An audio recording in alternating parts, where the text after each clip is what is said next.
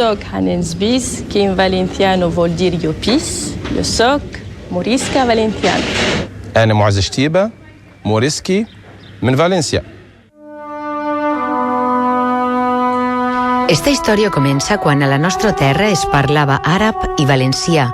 Esta història parla de dos cultures i dos religions que van conviure amb millor o pitjor fortuna durant 4 segles, des del 1238 fins al 1609, des que Jaume I va conquerir Xarc a l'Àndalus fins que Felip III va expulsar els moriscos de l'antic regne de València.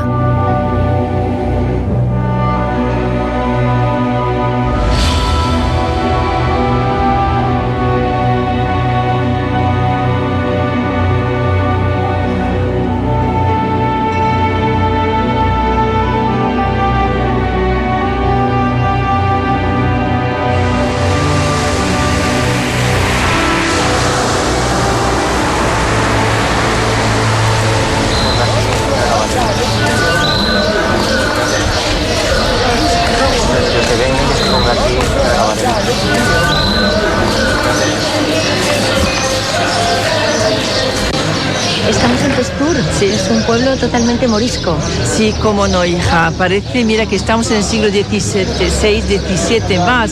Porque cuando llegaron aquí, llegaron a Testur más o menos en 1618.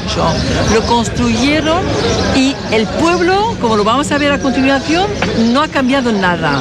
Por ejemplo, esa es la plaza que edificaron en primer lugar y donde se quedaron. Y alrededor de esa plaza construyeron las casas. Mira esa casa, que es un poco particular, porque tiene ventanas que dan a la calle y balcones, que es una cosa no muy común en Túnez, porque las casas árabes normalmente dan hacia el interior. Y la morisca también. Esa casa tiene un aspecto cristiano y otro musulmán. ¿Y esta es la calle principal? Sí, esa es la calle principal. Cuando llegaron, construyeron justamente esa calle donde se encuentra el mercado, todas las tiendas, como dentro de una medina, ¿sabes? Y tiene un trazado bien recto. Mira, esa es la calle principal y alrededor vais a encontrar unas perpendiculares, ¿ves? Pero muy lineal. Es esto, Testur. Todo eso es esto. El centro, aquí estamos en el centro. ¿Y cómo lo vamos a ver? A continuación, muchos mercados, muchas tiendas. ¿Qué pasa en los pueblos moriscos? Sí, a todos. Y esto es el único pueblo que queda tal cual. No hubo ningún cambio, muy poco cambio. Mira las casas, mira estos techos. Parece que estamos en el siglo XVI. Es lo mismo lo que yo leí en los archivos. Los archivos dicen lo mismo que este estudio hoy en día. Es increíble. Y la gente, todos saben que son españoles. Que son descendientes de españoles, ¿sabes? Que vienen de Valencia, algunos, de Castilla, de Aragón, casi todos son españoles. ¿Están orgullosos de su pasado? Sí, muchísimo. Un passat que mira cap a l'altra vora de la Mediterrània. De l'antic regne de València van ser expulsats 130.000 moriscos, la tercera part de la població. Ocupaven de nord a sud i d'est a oest una bona part del territori, des de la Serra d'Espadà fins a la vall del Vinalopó. Dentro de la sociedad morisca había pues prácticamente una gran gama de escala social. Estaba desde el morisco que trabajaba las tierras para el señor hasta el morisco artesano, el morisco médico o incluso el morisco adinerado que podía actuar como prestamista. No son ningunos advenerizos, eran tan españoles como los demás, habían nacido y vivido todos ellos y sus antepasados en la tierra de la península. Un musulmà que és obligat a ser cristià i que és obligat a viure amb unes costums i unes creences que no són les seues. De portes cap a fora es comportaven com a cristians. De portes cap a dins mantenien la pràctica musulmana, l'oració diària, les ablucions rituals i el gust pel bany, l'ús de l'àrab i el dejuni durant el Ramadà. El ayuno del Ramadán era un momento de gran tensión, porque como se sabe, durante todo el día pues no podían comer ni beber y entonces estaban expuestos públicamente a la vista de los vecinos cristianos viejos.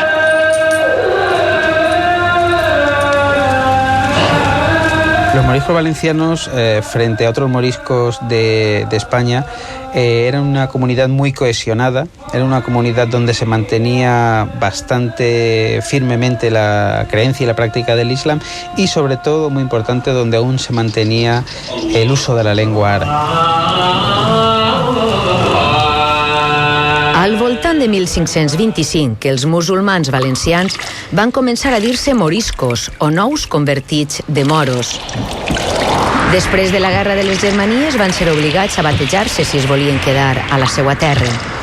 Si escollien la fe i l'Islam, havien d'emigrar al nord d'Àfrica. Entonces, las zonas donde la Germanía triunfó, que podemos decir que en líneas generales fue pues del Júcar hasta la serranía de Alcoy, allí los mudéjares fueron obligados a bautizarse.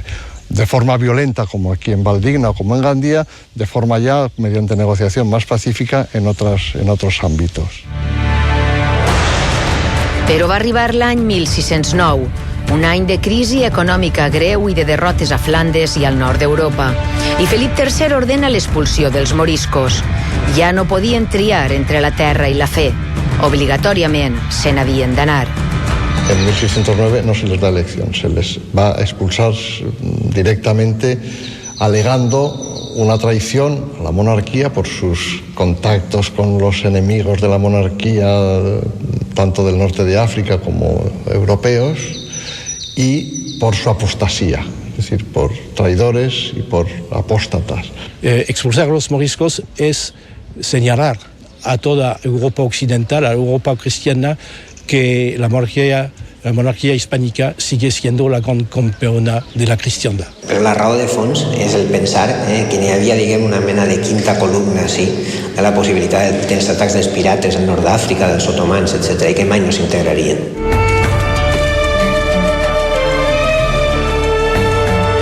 La expresión española de haber o no haber moros en la costa viene de todas estas llegadas de los corsarios berberiscos a la costa. Tenemos una costa llena de torres de vigilancia que buscaban precisamente el otear el horizonte marítimo para ver lo antes posible esos barcos piratas berberiscos que llegaban a las costas mediterrànies. Primerament, que tots els moriscos d'este regne, així com homes, com mullers amb els seus fills, d'ací a 3 dies des que fora publicat este ban en els llocs on cadascú viu i té la casa... El dia marcat va ser el 22 de setembre. El marquès de Caracena, virrei de València, firma el ban d'expulsió. Sí, el bando ordena que todos los moriscos del Reino de Valencia deben dejar sus cosas, deben vender lo que puedan vender y con lo que puedan transportar ellos mismos, dirigirse a pie o en carro hacia unos puertos de embarque. El embarque inaugural se produjo aquí en Denia a comienzos de octubre y digamos que fue el embarque que sirvió como ejemplo al resto de puertos. Pel port de Dénia van eixir 40.000 persones que venien de les comarques de la Safor i la Marina. Pel d'Alacant van ser expulsats més de 30.000 moriscos de la vall del Vinalopó. Els del nord isqueren pel port de Vinaròs, però considerant la llau de gent, s'hagué d'habilitar també el port de València, on els moriscos pagaren de la seva butxaca les barques que els van portar cap a un món nou i una vida nova. Una vida que comença al Port d'Orà, a Algèria, on arriben els 130.000 expulsats del Regne de València.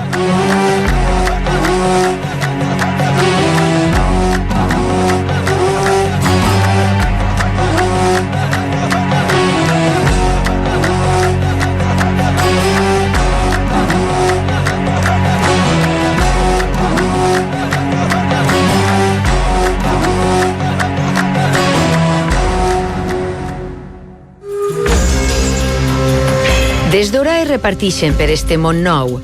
Alguns es queden a Algèria, als regnes de Tilimcen i Mostaganem. Altres van al Marroc i altres al nord de Tunísia, on 400 anys després encara se sent i es palpa el deixant morisc valencià. Los valencianos llegaron a Túnez con una identidad más fuerte que los demás. Intentaron guardar una cierta identidad. Y los valencianos son los que se quedaron mucho también en la capital y en algunas regiones como Zaguán Solimán, esos son más valencianos. Y una buena parte también en Testour. Testour és el poble més morisc de tot Tunísia. Està al nord del país i és un poble excepcional dins del món islàmic. Esta mezquita es única en el mundo islámico porque tiene un reloj en el minarete que es el único en el mundo islámico también. Este minarete tiene una forma muy parecida a las torres compañeros de la España cristiana de la época.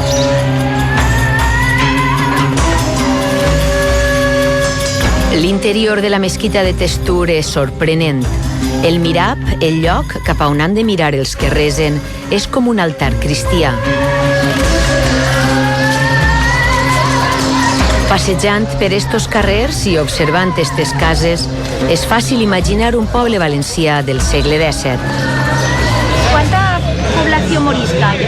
Pues mira, yo diría unos 60% de la población son morisca. Y todos saben que son de ascendencia española. Mira, vamos a ver, este es Semi. Hola Semi, ¿qué tal? ¿Qué habla español? Mira. Hola, ¿qué tal? Semi, ¿tú sabes decir algunas cosas, no? En español. Sí, claro, todo lo que queráis. Es que ya... ¿Eres morisco? ¿Eres morisco no soy descendiente de ¿Y usted? من عائلة أندلسية. عمي مصطفى سليمان زبيس كان أرشيولوج ويحب كان يمشي برشا. De la familia Sbis. De la familia Sbis, sus tías. Dicen que Sbis viene de Valencia. Y viene de Valence. Viene de Valence. Es un apellido que viene de Valencia. Jopis. Il a visité pas mal de fois l'Andalous. Et il était aimable par les Espagnols là-bas. Ahora tiene que venir a Valencia a conocer los orígenes. Tiene la piel blanca, todos, es increíble. Con el pelo negro o el pelo rubio, son distintos. Hanen Sbis és així, amb pell blanca i ulls verds. És periodista, viu a Tunis i és una morisca del segle XXI. En este carrer, el dels andalusos, on es van establir els moriscos que es quedaren a la capital, sent present la història de la seva família, els Llopis.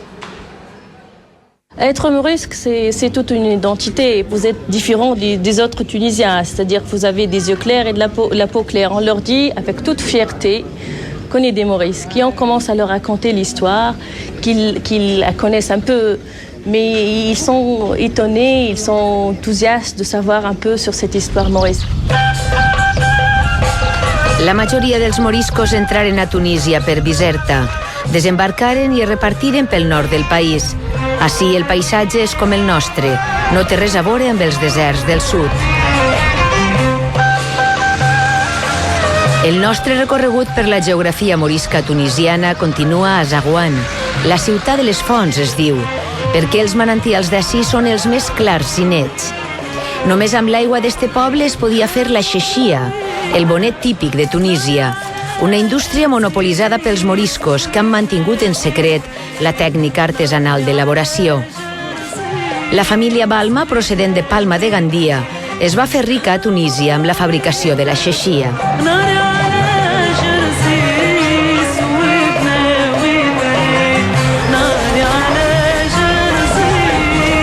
I és ací, a Zaghouan, on trobem Moez Chatiba.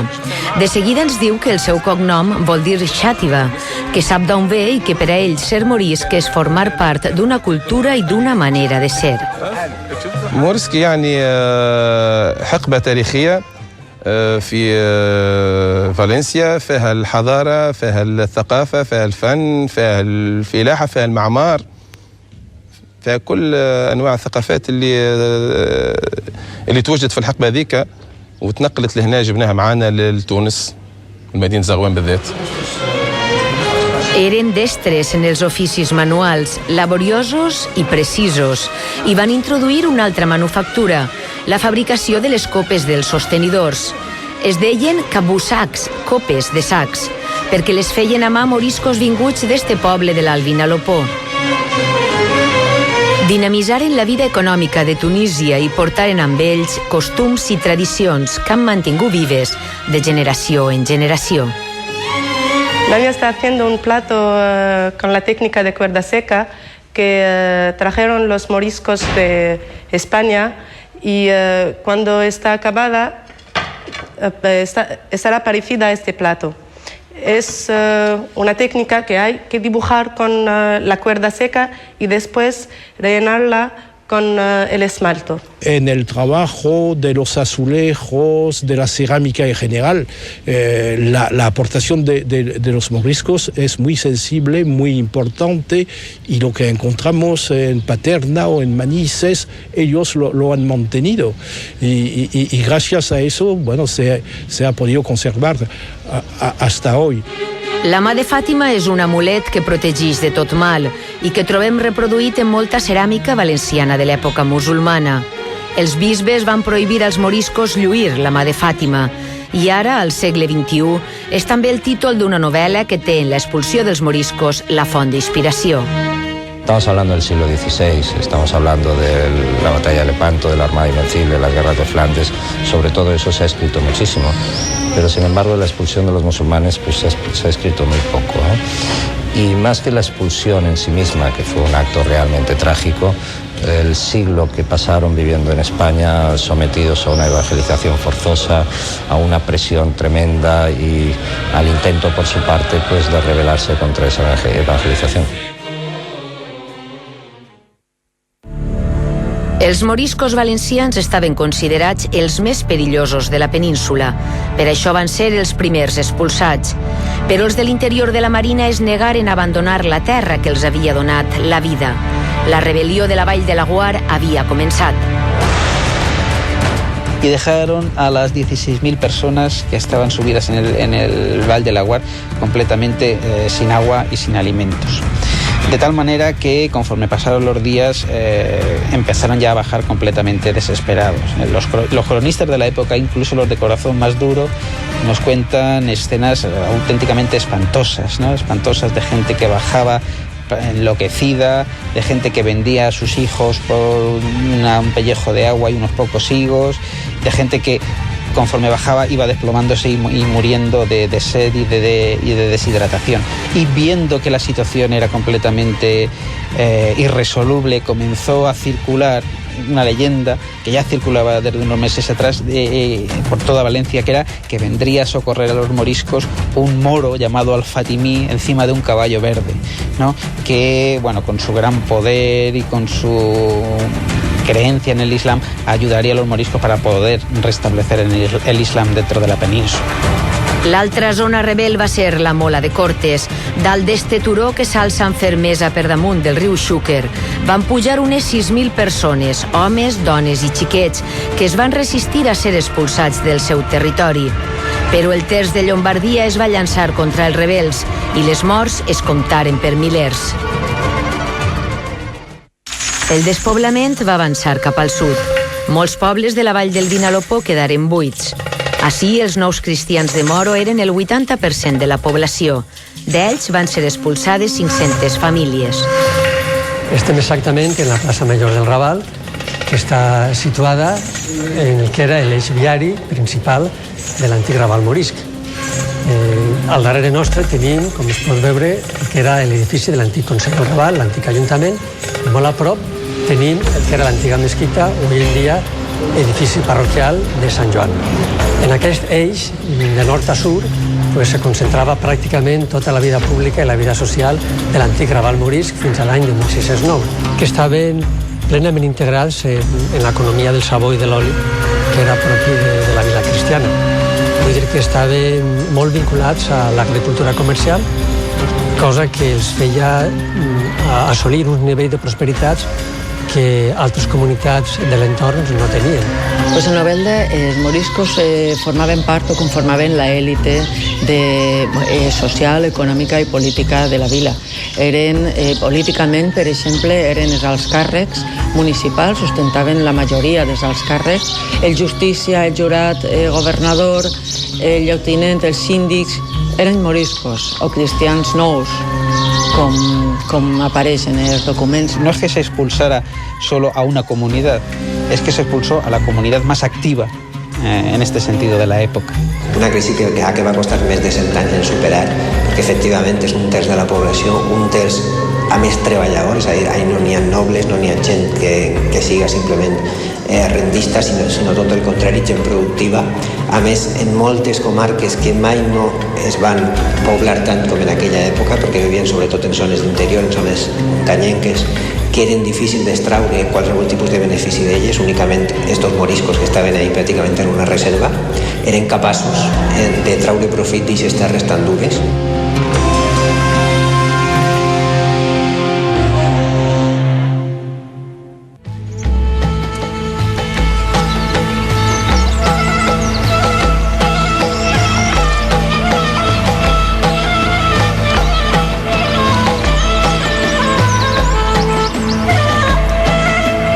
Estem en les ruïnes de la Trubieta, una de les antigues alqueries musulmanes de la vall d'Alcalà i un dels seus despoblats moriscs, un lloc que va quedar abandonat després de l'expulsió de 1609. En termes arquitectònics és un conjunt interessant per la qualitat i la diversitat de la seva conservació, on podem advertir la estructura característica de les cases musulmanes, que era també la de les cases morisques, formada per diverses naus cobertes al voltant d'un pati comú.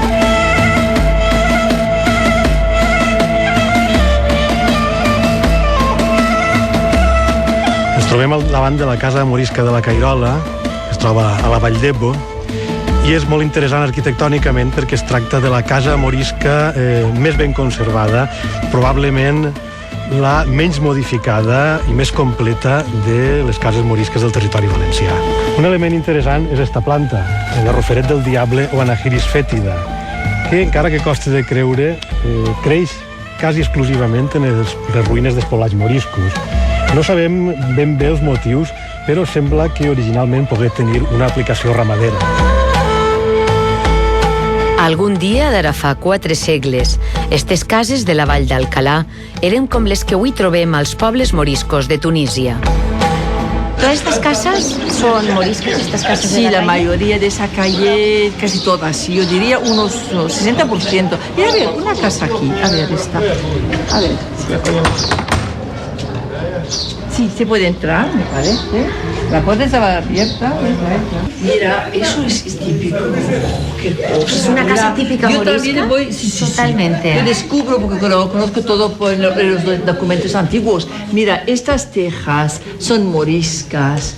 Mira el patio, las ventanas que dan al patio y todos esos portales. Imagínate que cuando llegaron con una caja de herramientas y nada más. Que traían de Valencia. Lo que traían ellos de Valencia es los conocimientos de las cosas. Y empezaron a edificar, tenían también semillas, plantaron el jazmín, que es una cosa típica. En todos los patios de los moriscos encontramos jazmín, un naranjo, normalmente se llama así, ¿no? Sí, un naranjo. El árbol, un olivo. Bueno, aquí es un patio sencillo, es una casa muy sencilla. Puede haber algunas que son más decoradas.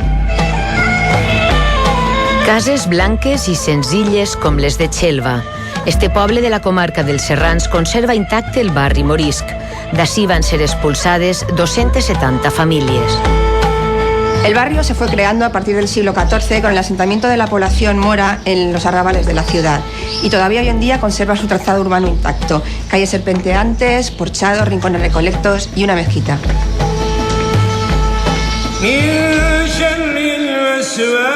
És la mesquita de la Benaessa, convertida al segle XVI en ermita de la Santa Creu, una de les 2 úniques mesquites de tolerància que hi ha a la comunitat valenciana. L'altra és la de la Xara, a Simat de la Valldigna, que conserva en perfecte estat el mirab i l'escala per on el muetzí pujava al minaret per a cridar a l'oració.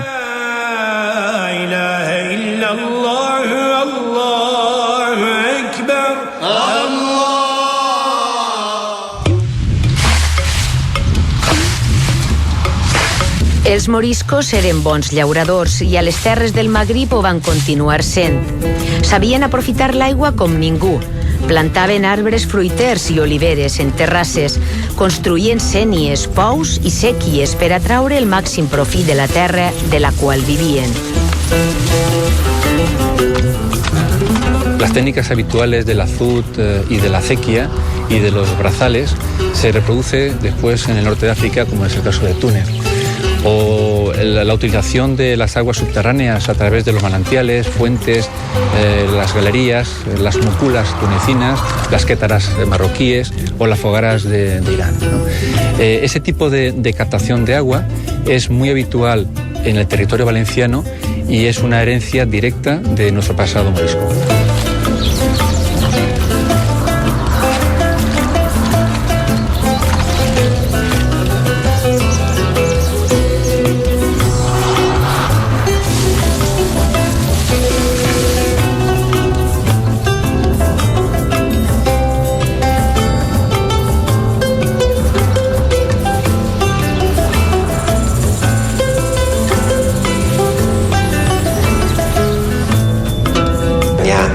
Part important de la vestimenta tradicional del llaurador valencià que ve dels moriscos, especialment els saragüenys, esa roba àmplia per a poder treballar en llibertat. Ellos introdujeron el pantalón, un cierto pantalón un poco especial, el ceruel. Els llauradors de Garmel portaven saragüells al segle XVII. Les hortes d'este poble són com l'horta valenciana. Així i en bona part del país es va passar de l'agricultura de subsistència a l'agricultura intensiva i de mercat, i això ho van fer els moriscos.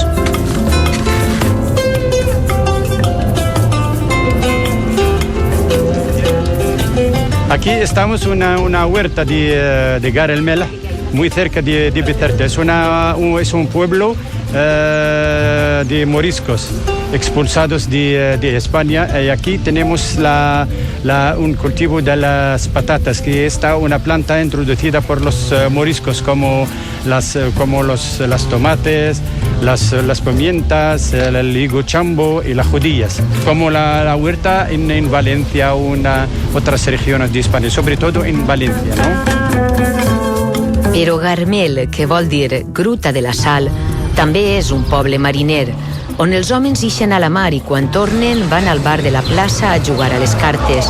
És així on compartim la partida amb un grup de moriscos que coneixen molt bé la seva procedència.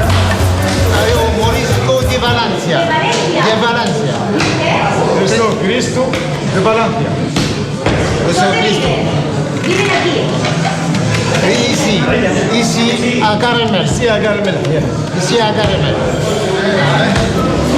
En aquestes fèrtils terres del nord de Tunísia no només queden paraules heretades del passat morisc, queda també el sabor de les llegendes, dels somnis i dels records.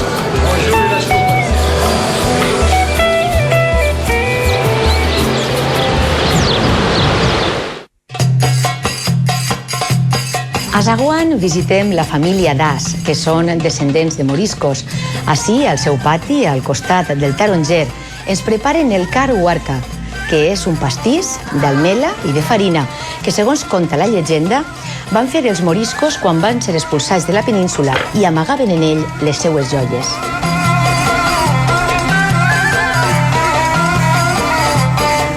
Otro te dirá, lo que tengo yo son esas pulseras y son más o menos como esta pulsera.